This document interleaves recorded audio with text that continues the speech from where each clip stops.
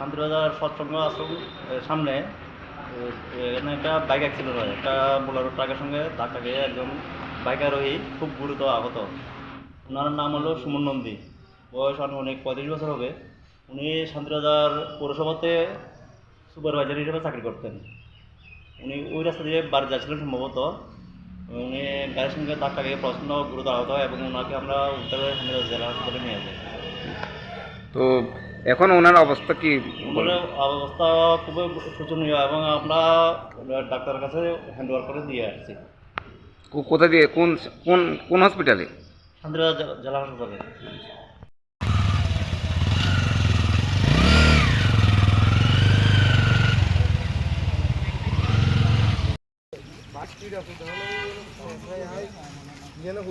বাকি